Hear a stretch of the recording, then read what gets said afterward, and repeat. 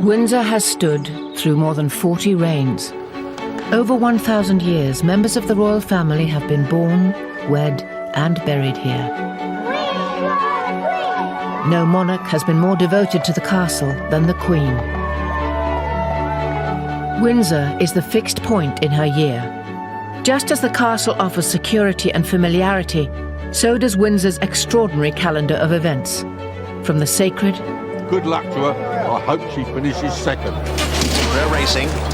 ...to the less sacred.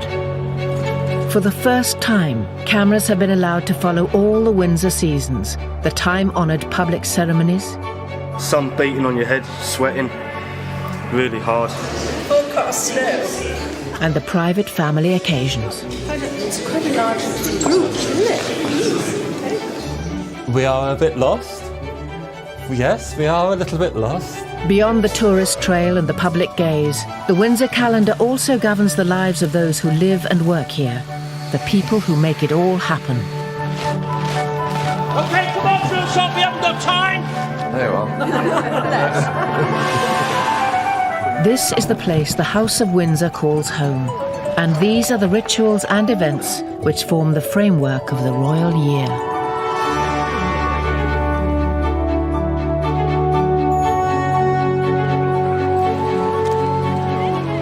Another week of royal engagements is drawing to a close. The Queen and Prince Philip are in Hounslow, West London, to open the new wing of a Sikh temple. From here, they'll travel to Windsor for the weekend, just as they do on most weekends of the year. The 300 staff are always well prepared for the Queen's homecoming.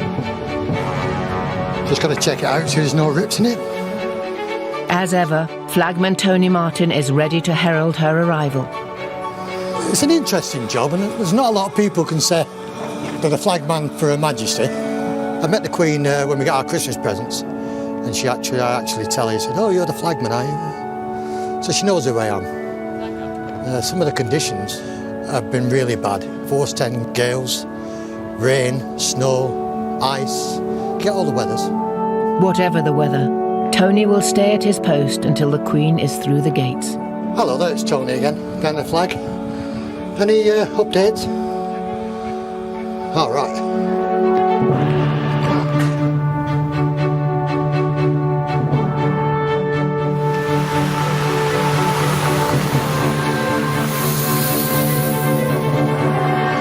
Right, she's here now.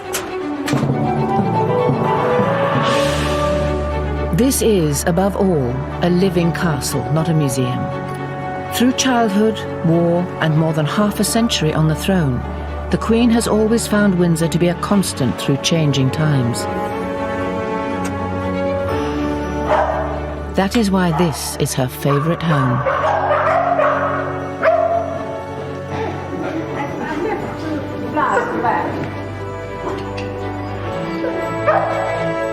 It's nice having the boss back. It is home to her. Every generation continues to have its own ideas about the place, not least Prince Philip. The original beds were rather sort of complicated and they didn't seem to fit very well. And so I got an artist friend of mine, and together we made a model of this, of the whole of this, and tried various arrangements on it, and eventually settled on this sort of cartwheel thing with, these are all rose beds, which makes it, in a sense, relatively easy to manage. And different colours, but they sort of match each other. And then they built a pergola there because there's the orangery, which was unused, it made a swimming pool in it. We used to have Christmas here. It was very popular with all the young. It still gets used. You ever use it yourself, sir? Yes, I use it, yeah. Easter, and Windsor's royal year begins in earnest. Most of the Queen's family gather to spend the long weekend together and attend Easter Sunday service at St George's Chapel. Windsor's royal cycle begins once again.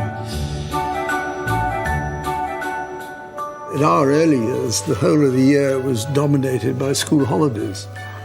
So in practice, what we did was he came here for the Easter holidays, and we still do. In many ways, it works quite well because our children, knowing the routine, tend to come back for holidays, and the grandchildren get brought with them. And so it forms a nice kind of annual structure.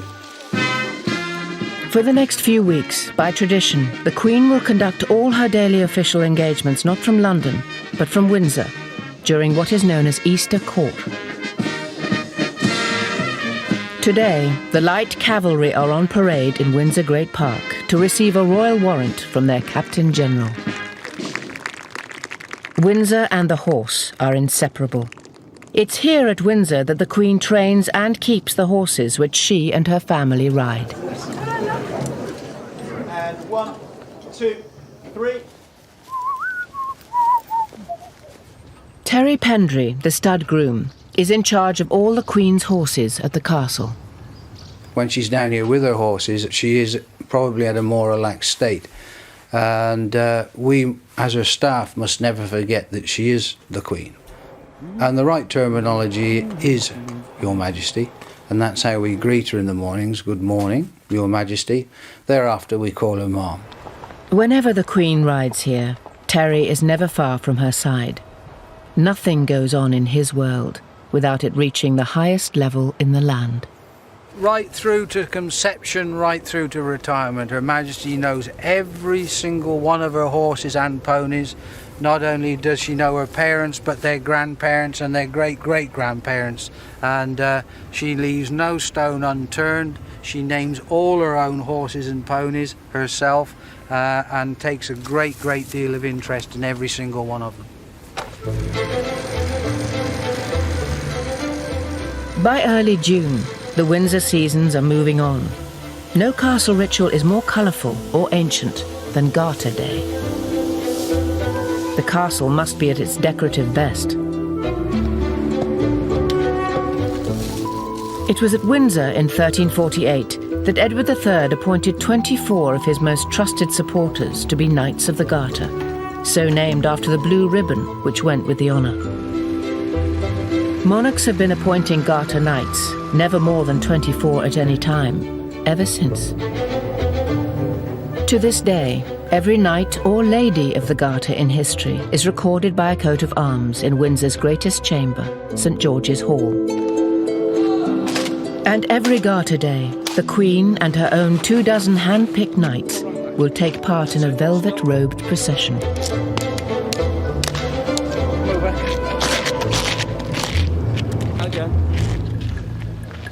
Getting it right is the responsibility of the Queen's Master of Ceremonies, Colonel Sir Malcolm Ross.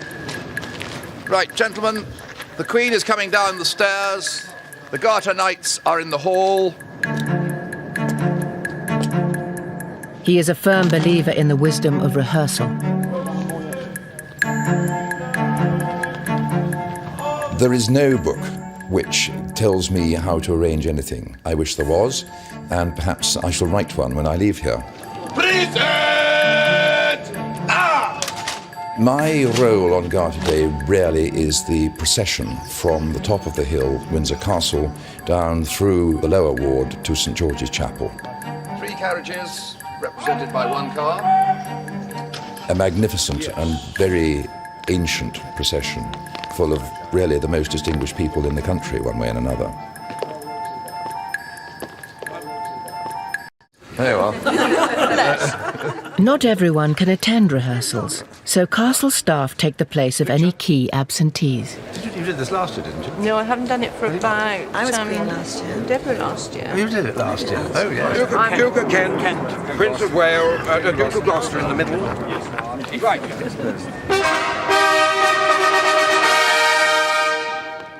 No role is more prized than being Queen for the day.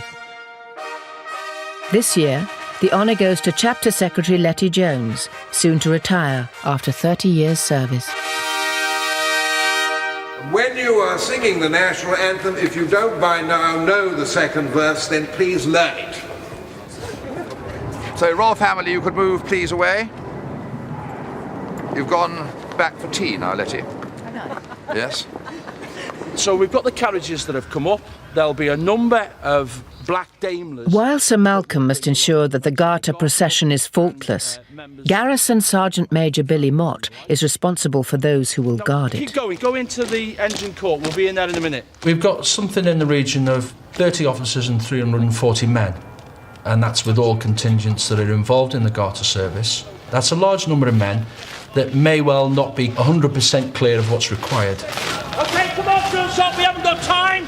So I demand 100% from each and every one of them men, and that means I've got to start throwing some small grenades to get them toeing the line so that they know what they're doing. The Military Knights of Windsor are a collection of distinguished old soldiers who lend dignity and symbolism to events at St George's Chapel throughout the year. Their principal task has always been to pray for the monarch and the Garter Knights. You'll see as you go some fairly considerable beams. General Sir Michael Hobbs is the governor of the Military Knights. His army career began at Windsor.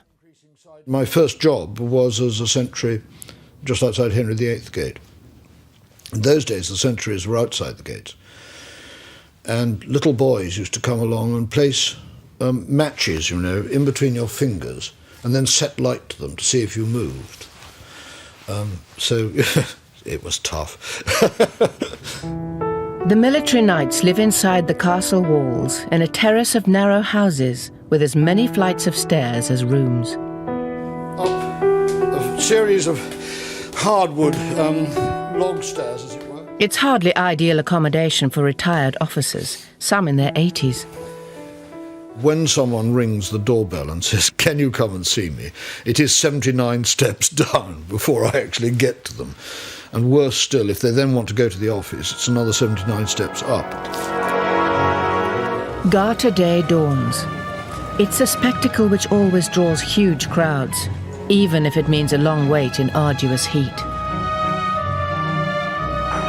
The household team, who move from royal residence to royal residence with the Queen, are preparing for the traditional Garter Day lunch in the Waterloo Chamber. We put the white wine and the red wine in all the tables with the water jugs, and the port, we put the port in every 2 stations. And the beers, we only put the beers on the Duke's table, right here, because it's only the Duke who's going to have one. Particular requirements are anticipated. Beer, not wine, for the Duke of Edinburgh. Olive oil rather than butter for Prince Charles. Equal care is taken with the flowers.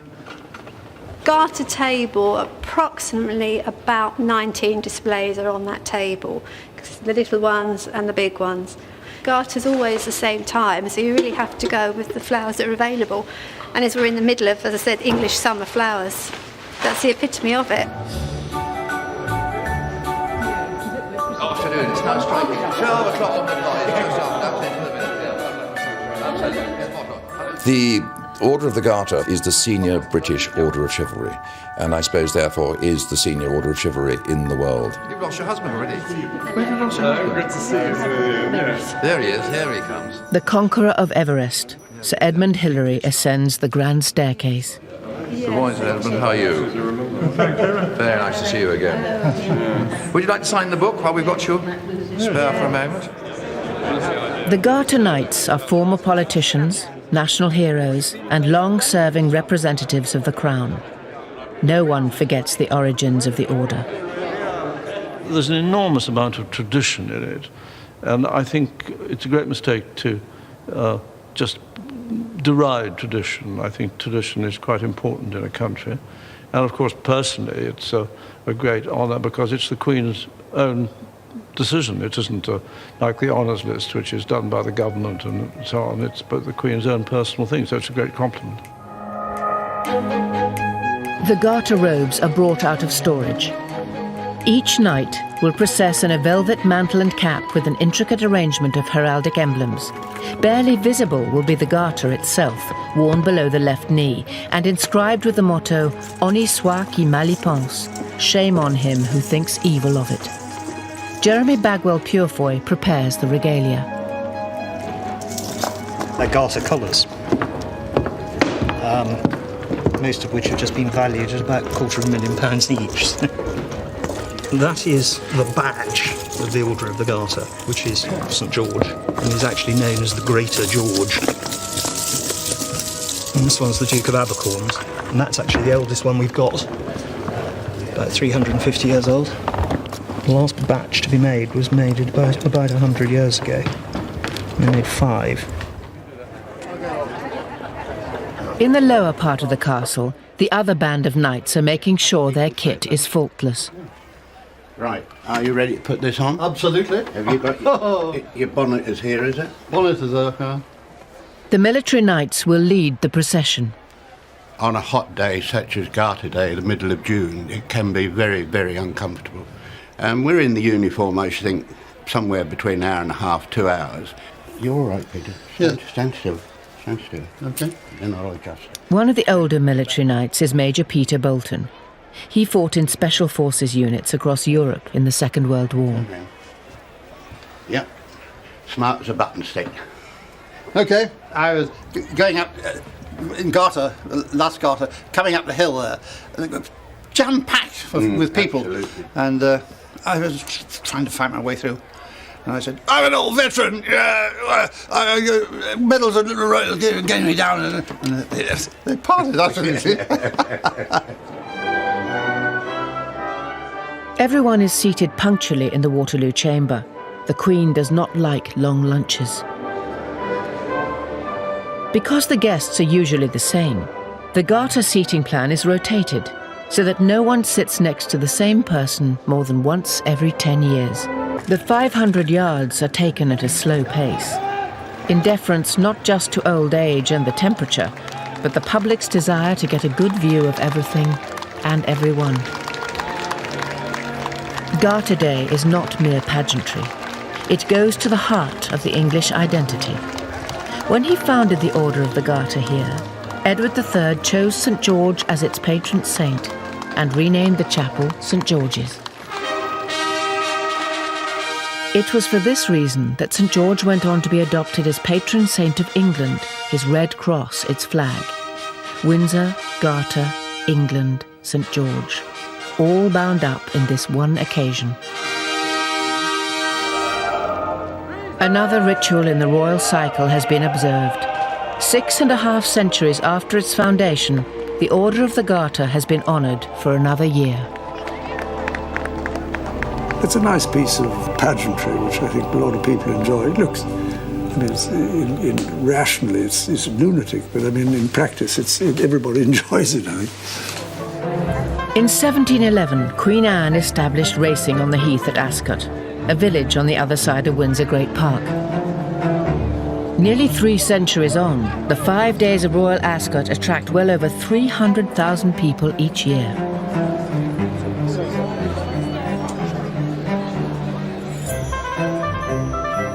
It is by far the biggest event in the racing calendar, and yet it seeks no corporate sponsorship. It doesn't need to. At the Royal Mews, the Windsor Greys are preparing to put on a show too. Philip Barnard Brown will be riding with them. They certainly know it's different than normal, and I think once we turn them around here and start to harness up or saddle up, there's a certain amount of expectation there also. So yeah, they do sense it. The coachman and outriders receive the list of occupants for each carriage. It's a local tradition for school children to come out to greet the Queen.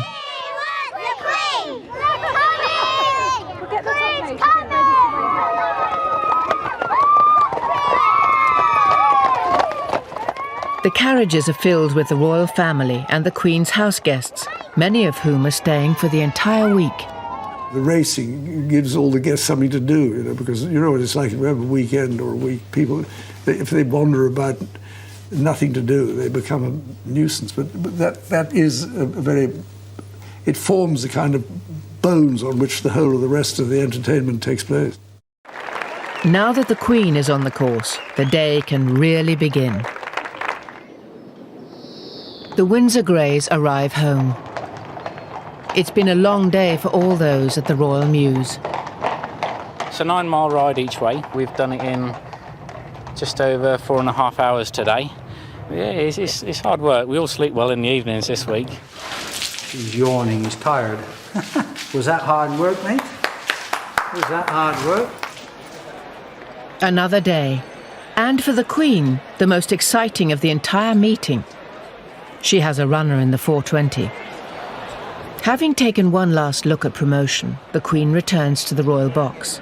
Her trainer, Sir Michael Stout, is cautiously optimistic.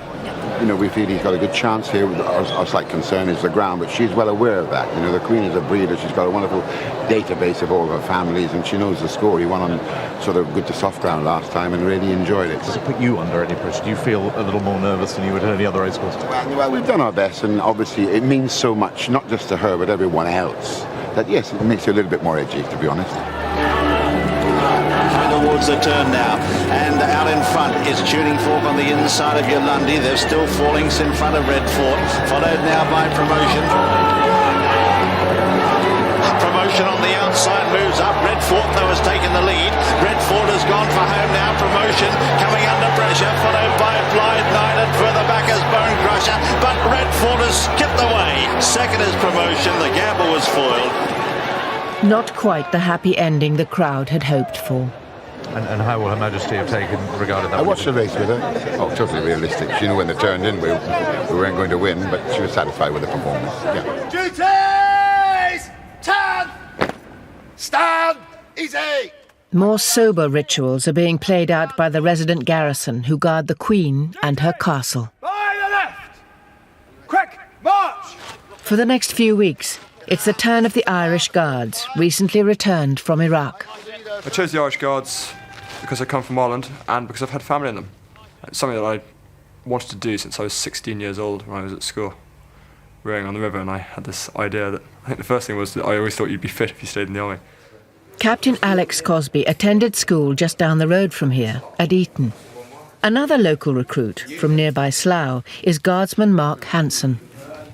Left school, done nothing at school, like went and worked on my dad's fairground, like travelling all over the country. Fancy doing something better. The Guard itself is really very ceremonial. It's tradition. It's showing off the tradition of the army. It's a tourist attraction because everyone wants to see this thing that is famous. At the same time, we do have that function of protecting the monarch when she is in residence. It is a privilege and an honour to guard your monarch. Frontline security is a police affair, but the guards do their bit too. Their 2-hour sentry shifts, known as stags, may be mind-numbing, but they're not without their perks. Today, no one has left Mark a telephone number. It just goes on and on and on. Your knees hurt, your feet hurt. It's all part of the job, like. Do you find it easy to keep a straight face, Mark? Of course I don't. What do you think about whilst you stood there? Think about the 3-week leave we got coming up. We go RB for 2 weeks. With August, the Windsor seasons move on, and the royal family depart for Balmoral. There is no holiday, though, for the Queen's castle. The visitors are still pouring through. And out in the great park, there's a harvest to be gathered. The governor of the castle is Air Chief Marshal Sir Richard Johns. When the royal family are away, Sir Richard is king of the castle. The castle exists to do a number of important functions. It is a working castle. This was taken in July 2002, and this photograph shows the working population of the castle. There are something like 160 people who actually live day by day within the castle walls, and there is a great feeling of community spirit. When the gates shut, Windsor's extended family come out to play at one of the governor's summer barbecues. Is this the best one? They're the very best. Quite clearly, the role has changed over the years. I mean, initially, this place was a fortress, and I guess my role, from being a sort of military supremo, has gradually evolved into the appointment that I now fill, which is formally as the Queen's representative in the castle. That's my job done. Tonight, bad weather has done nothing to dampen spirits as other members of the community help out. Stud groom Terry Pendry wears a favourite outfit. It's the best shirt I own. Barbecues and things like that, of course, yeah. It's the right shirt to wear, isn't it? As a busy, living institution, Windsor cannot afford to let time stand still. This is a place which operates on punctuality. The timekeeper is Steve Davidson. He is the castle clockmaker, but his task is not to make clocks. It is to look after the 450 already in existence. I don't like it when you've just got dead clocks sitting around. I can't stand seeing clocks just not doing anything. Clocks are definitely a sort of cheerful thing when they're ticking along. I mean, if you listen to it now, it's quite a cheerful sound. There couldn't be a nicer job for a clockmaker. Within the castle, there's some of the finest clocks in the world. The variety of clocks is enormous. I mean, I look after from very small clocks, which are really watches, up to a very, very large turret clock. I think I've got 7 turret clocks, and absolutely everything in between. Hello, Jim. How are you? Fine. There's clocks in nearly every department, so I probably know more people in the castle, more rooms, than almost anyone. One of the lovely things about Windsor Castle is because it's a royal residency, it's a home, it's alive and it's working. Everything in it works. And I can't imagine Windsor Castle any other way. Well, it's clock changing day. Autumn brings a monumental task. The clocks must go back an hour to mark the end of British summertime. Steve has to change every single one across the entire Windsor estate.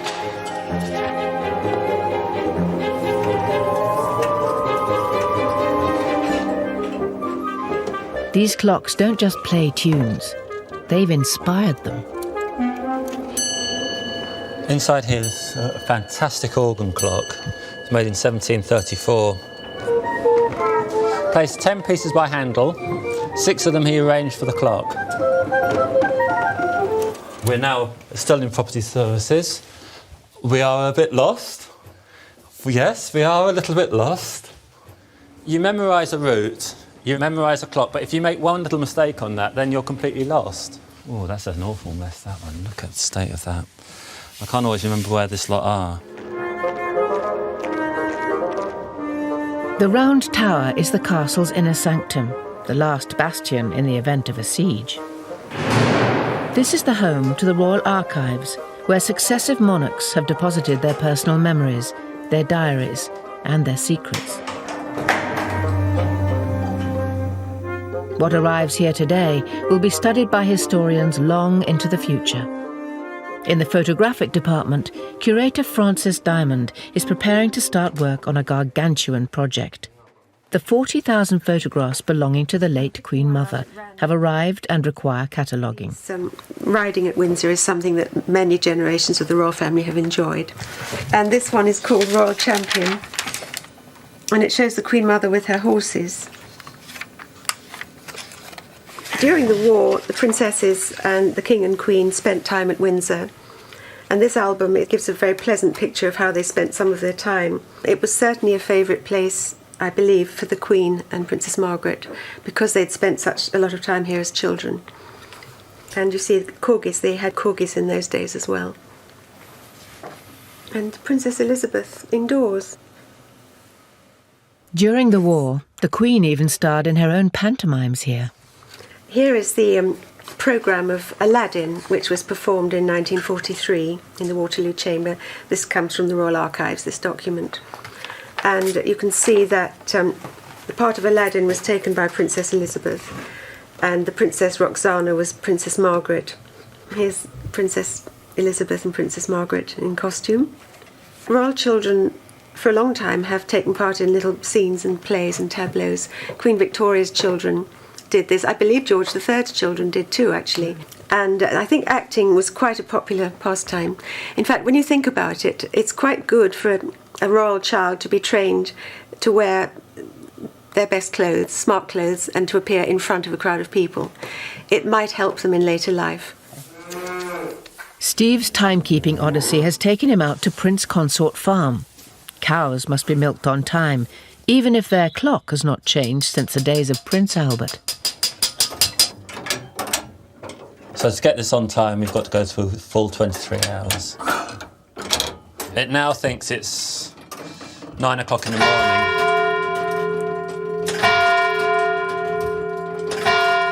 For most people, it's a little bit of a nuisance. They've just got to remember their clock.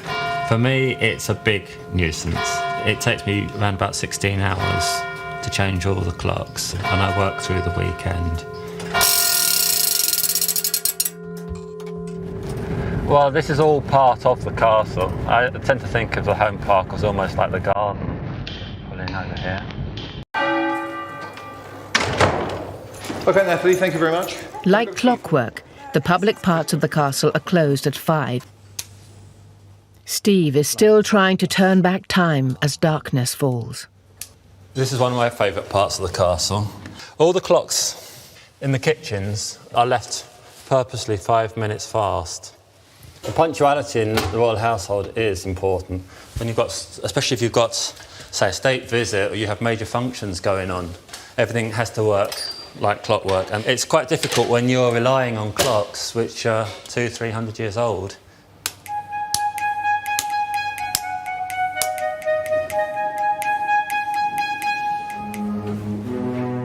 By late evening, the Queen's castle can be a lonely place. Beautiful French clock. I really like these large boule ones.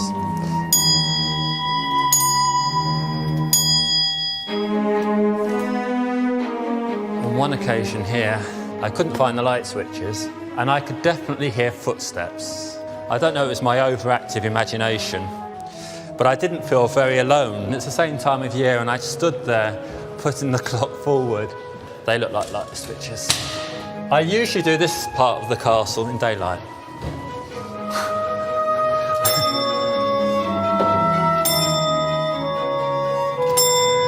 If you can imagine sort of standing here in the dark with just a little Magnalite torch, with your imagination running wild, feeling cold and sort of, and waiting while the clock struck.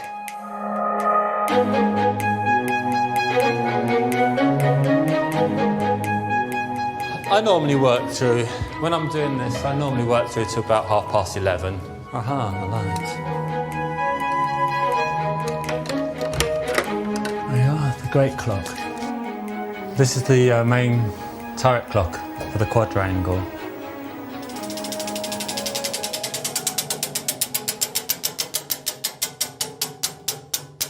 Hopefully we're okay.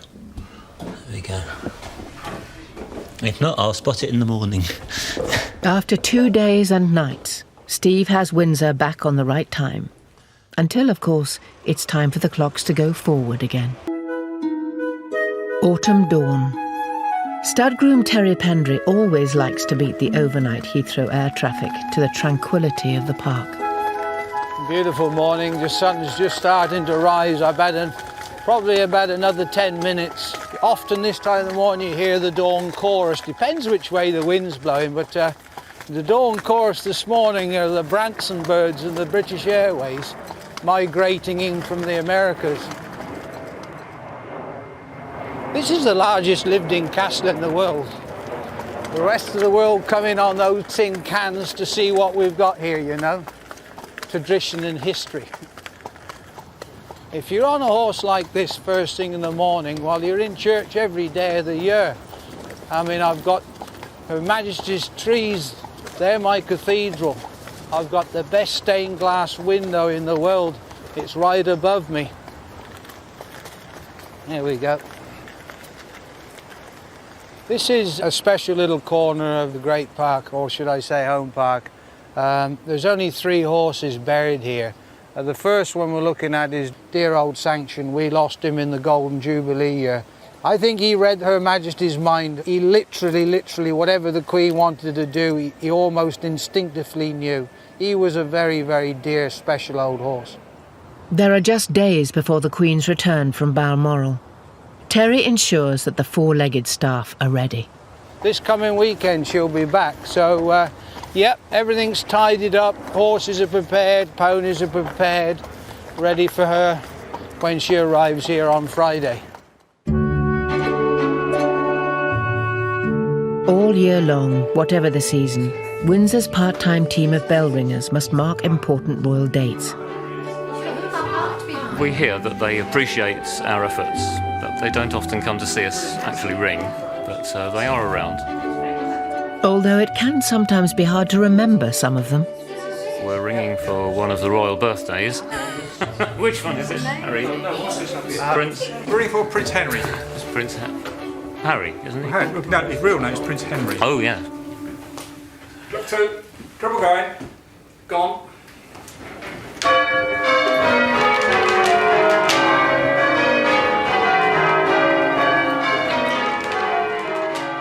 This year, though, the Queen's autumn return is overshadowed by a death in the family.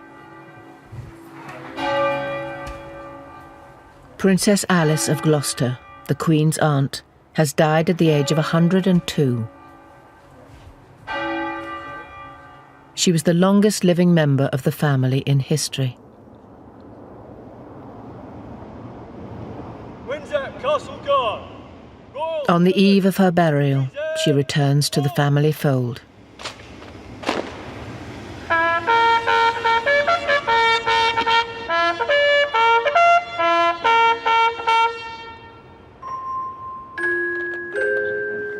The House of Windsor gathers en masse at St George's Chapel. This will not be a state occasion, but a private funeral for a mother and grandmother.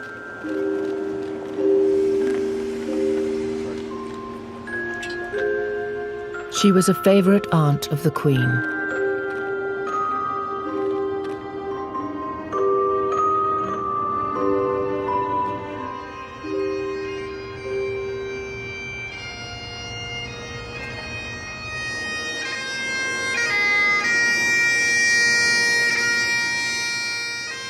Princess Alice's son, the Duke of Gloucester, leads the mourners.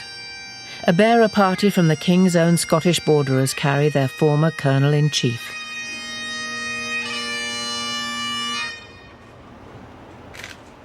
The coffin leaves for the family burial ground just beyond the walls at Frogmore. Princess Alice will be buried alongside her husband, the late Duke, and her elder son, Prince William of Gloucester, who died in a 1972 plane crash aged 30.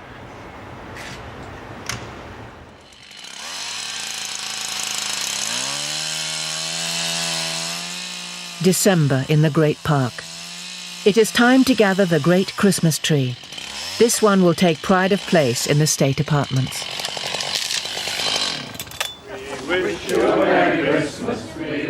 Windsor's royal year is drawing to a traditional close. The more tuneful castle staff are out in force. We wish you a Merry Christmas and a Happy New Year. If you'd like to sort of come in from that end and just file all the way down, we can keep you dry.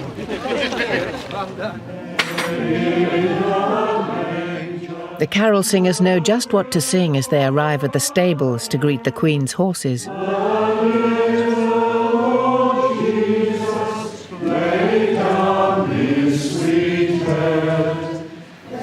This is the second year that we've done this with the horses. Last year was quite a success, so it's grown from that.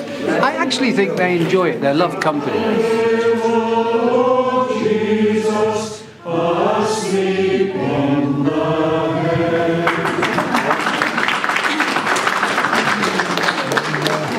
It's just for our little community. It's kind of the end of the season, ready to start the new one. Thank you very much. Stud groom Terry Pendry refuels the singers and sets them on their way. Someone else is expecting them.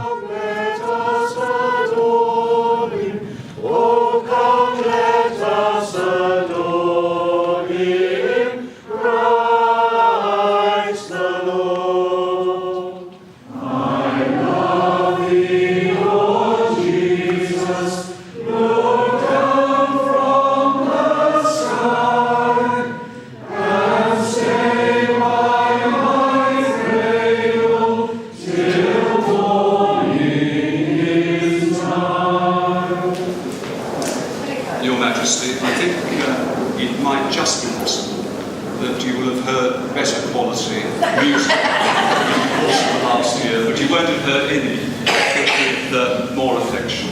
We've come to wish you and the family a really happy Christmas and every blessing in 2005. Oh, that's very kind. Thank you very much.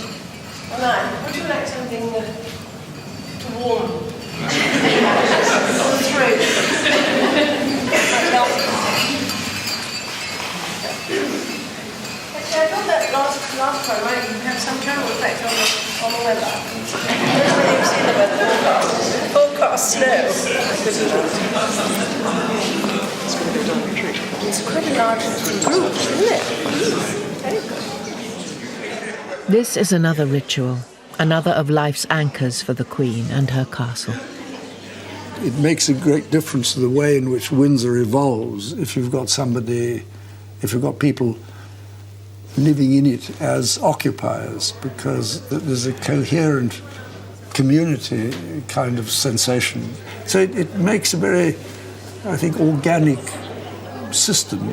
And I think that's what gives it its attraction and its strength. It's a hierarchy. It's a living organism inhabiting this ancient establishment. We wish you a Merry Christmas. We wish you a Merry Christmas.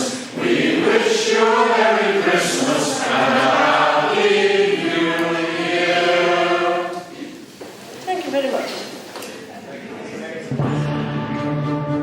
Whatever surprises the new year brings, Windsor will always be here for the monarch who has loved it more than anyone.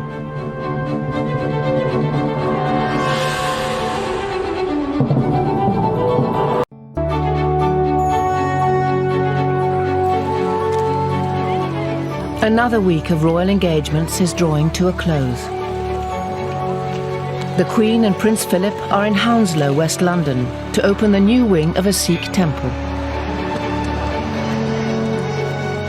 From here, they'll travel to Windsor for the weekend, just as they do on most weekends of the year. The 300 staff are always well prepared for the Queen's homecoming. Just got to check it out so there's no rips in it. As ever, Flagman Tony Martin is ready to herald her arrival. It's an interesting job, and there's not a lot of people can say they're the flagman for Her Majesty. I met the Queen when we got our Christmas presents, and I actually tell her, said, "Oh, you're the flagman, are you?" So she knows who I am. Some of the conditions have been really bad. Force 10 gales, rain, snow, ice, get all the weathers. Whatever the weather, Tony will stay at his post until the Queen is through the gates. Hello there, it's Tony again, behind the flag. Any updates? All right.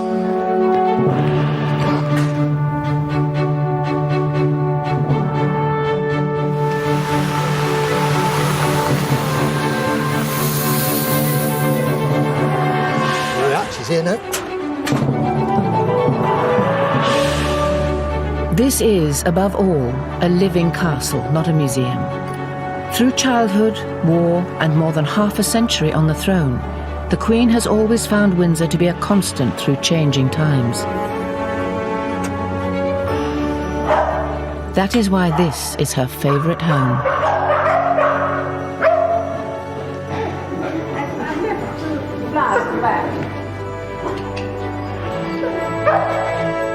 It's nice having the boss back. Yeah, it is home to her. Every generation continues to have its own ideas about the place, not least Prince Philip.